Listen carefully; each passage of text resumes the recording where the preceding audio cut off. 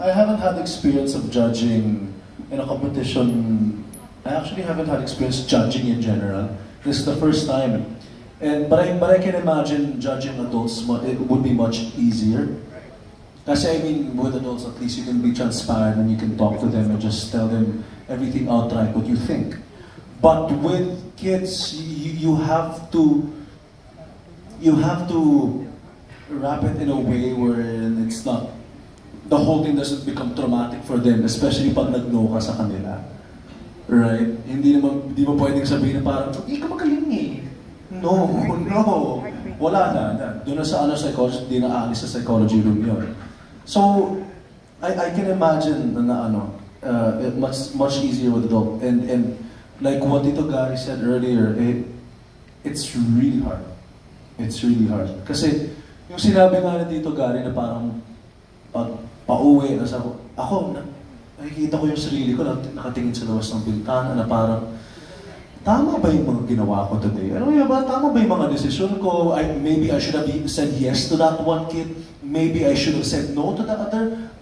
Alam mo yun? And then we always look at each other na parang, oh my God.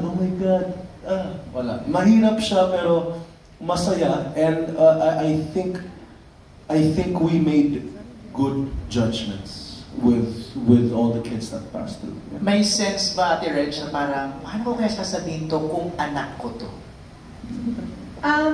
It would have been easier kung anak mo. Okay. Kasi pag anak mo, kabisado mo na. Kabisado mo na. And plus, kung hindi nakikinig, pwede mong sabihin na, listen to me. Okay. You cannot do that with other kids. Right. Hindi mo yung anak eh. So, again, we need to be more sensitive. Especially, kanina tinanong mo ano yung words na gagamitin.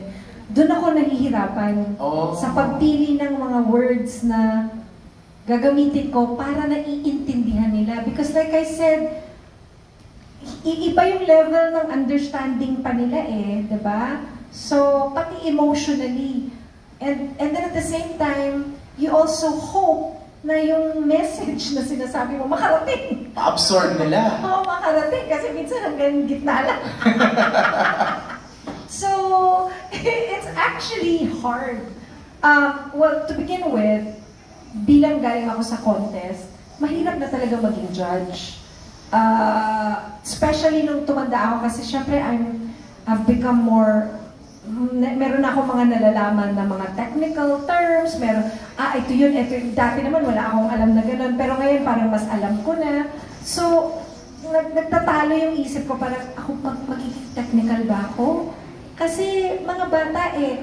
And I have this urge, or syempre concerned ka rin, you want them to learn, gusto mong i-correct. But how do you correct them without making them feel na really you need to yung ganon? So, it would have been easy nga kung sinate yun eh. Kung hindi siya makikinig, mapatukan ko lang siya. Diba? But of course, hindi ko binabatukan yung anak ko. But yeah, yung ako pala yung binabatukan ko. So yun, it's really hard. And it's doubly hard pa because they're kids. Right. It's a juggle. Okay, Gary, you want to add? Yeah, actually.